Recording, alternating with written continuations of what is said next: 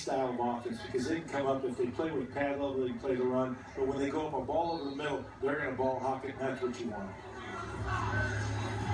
Jarrett Guarantano, again, the Tennessee commit, remains at quarterback for Mock Speed. He's the number 6 rated dual threat quarterback in the ESPN 300. Eyeing his receiver down the field, that's Benjamin Victor. That is unable to make that completion, and he wants a flag. Not only will he get one, he'll get 2. It's a classic PI. That jersey just stretched just a little bit farther than it was made to.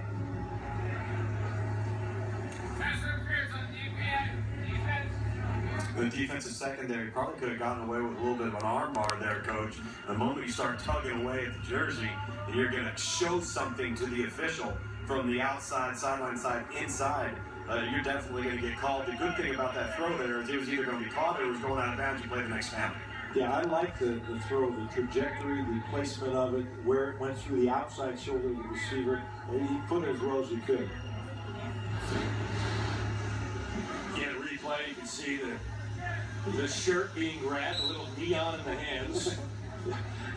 What you want to do is always wear the same color gloves as your opponent's jersey, so you can't see it when you grab it. Pass interference resulting in the automatic first down. Field position, determine where the PI occurs here on 7-on-7. The team gets the full 20 yards. If the PI is 10 yards or further, that's why we're at midfield. There's Guarantano looking for his big tight end, Isaac Nada, a Florida State commit, unable to connect. These guys over the middle catching the ball, when they do catch it, I give them great credit because they know in a normal game they're going to get tagged and it's hard to really focus on the ball, but they really, without helmets on right now, the tight ends catch the ball over the middle, they get a great vote of confidence from me, but when they don't catch it, I understand it a little bit more. And I got up on it. You talk about Guarantano's arm strength. That got on top of Nada pretty quick. Having seen him in other events on film, he's got tremendous hands, an outstanding competitor. You don't see him drop very many, but when it gets into your frame, that's when those drops are going to come.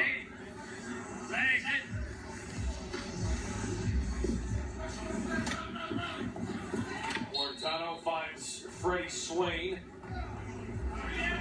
number 52 wide receiver, outside of the ESPN 300 out of North Marion High School in Florida. And that is probably the most pedestrian catch that I've seen Freddie Swain make today. Because he's been going up and just skying and making some tremendous catches. And while Tom was talking to Sean Garrett, he made sold that one out. Yeah. He made a few catches earlier today like that where he just had tremendous leaping ability. Really, it could be a threat downfield jump ball situation. Freddie Swain was the wide receiver MVP at the opening Atlanta. Again, more than a dozen regionals throughout the country. As athletes try to qualify for the finals here in Oregon. Guarantano finds his big tight end there. Isaac Nada is able to hold on there. And that will move these chains.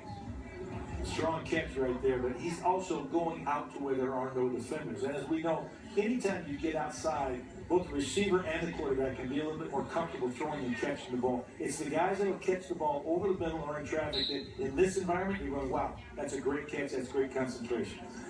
Again, obviously no pass rush, but the quarterbacks have to keep that clock in their head. 3.5 seconds to get rid of that ball. If not, it's a 5-yard penalty, loss it down. The quarterbacks have struggled with that today.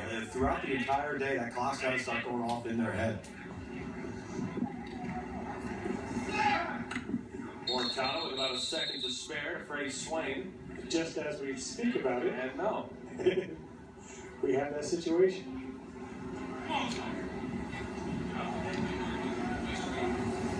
Again, a lot of that can be aided by his ability to get back, get away from center, get set. Because if the time that's being wasted is the time that's taking to get away from center. Well, you have a rhythm to your drop. You know if it's a 5-step drop, you're 5 steps, hit 1, hit 2, and ball's got to be gone. If it's a 7-step drop, whatever the case may be. And right now, they're just sitting back and holding him sometimes when they won't be able to do that in a real pocket. And again, anything that happens after that 3.5 seconds is negated, even if it's an interception. That gets canceled out. Guarantano, again, holding on to the end of his allotted time. Well, The in the receiver, defense, Miles Sanders gets that. Sorry, the defense doing a great job though of dropping that and forcing him to just take the underneath short throw, and it's frustrating him just a little bit as a quarterback. Yeah, 7-on-7 setting as a quarterback, you want to take advantage of that and get downfield. And had to take the underneath there with Miles Sanders, Trent Dilfer. What are you seeing from these quarterbacks, specifically Guarantano? Well, guys, when listening to your conversation, by no means I disagree with anything you're saying, Coach Tommy Craig. I do want to defend them a little bit, and I think in this setting, I've learned this in the last 3 years that we look at these other athletes that come in here, and they are exceptional athletes. There's a reason why they're here. But we mistake great athletes for disciplined football players. And in this format, learning the complexity of this playbook, reading off calls, the formations, multiple formations, shifts, motions, it's a lot to ask these guys, and a lot of the spacing is really, really bad. And these guys have been training for 3 or 4 days that receivers are going to be in certain areas of the field at certain times. And when they're not, it breaks down the opportunity for the play to be successful. Now, the quarterbacks definitely carry a huge burden of this, and I will definitely point out the things you're saying tonight when I meet with them. But it takes everybody in the passing game to be successful. And I'm very frustrated personally with interceptions today. I also understand about half the interceptions because receivers are cutting off routes at 6 yards instead of getting to 12. And if you cut the first one off at 12 and the one that's at 18 doesn't have a chance to come open at the right time. And there's a lot of nuance to this that goes unseen. And I think the quarterbacks take the biggest burden of it, but it is collective. Speaking of a collective, there's a collective effort there, tipped by Freddie Swain into the hands of Donovan People-Jones. I doubt that was drawn on the card, but it worked out. Perhaps. You know, the most positive thing, too, guys, that we're seeing right now is Guarantano responding.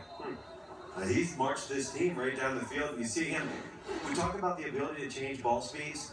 Know when the throw requires a certain tempo to the football. That's something that I think Guarantano's still trying to develop. That ball had way too much heat on it in proximity to the relationship before the receiver he was.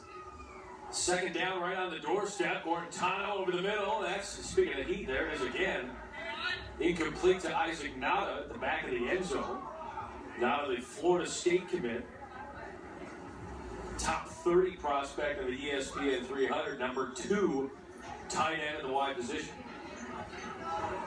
I agree with both Trent and Tommy. And the reality is that he's got to lessen the speed or the heat on his ball, but the spacing is not the quarterback. The quarterback has to throw into whatever the receivers create in terms of attacking the defense. And a lot of times, when you're looking at cards and you've been doing it for a day and a half, it puts a tremendous amount of pressure on the quarterback to find the guy that's open despite whatever happens with the defense. Well, the defense full of elite-level athletes as well, making things very difficult on these quarterbacks, shrinking those windows, and they're incomplete. That'll bring up 4th down, so it's 3 plays to get a first down. But when you're in the red zone, you do get 4 plays. So now it's 4th and goal from about the 2. And it's not a lot of time, but I'll be interested, Coach, by tomorrow around this time to see how some of that cleans up. Because when you're talking about some of the premier athletes and football players in the country, you would expect them maybe a little quicker of a learning curve, that by the time we get to the finals and deep into the playoff bracket, some of that rhythm should begin to appear a little bit. Well, the coaches will know what plays to call and who to go to. The quarterbacks will know which receivers will be where when I need them to be open. So you're right, it'll develop and continue to get better and better. Field doesn't shrink much more than this. 4th and goal from the 1. He's got his tight end in the back of the end zone, and there it is, Isaac Nada. Again, a guy that's been targeted a few times down the field, couple of incompletions, couple of catches. That hook up good for 6. That is persistence 3 times in a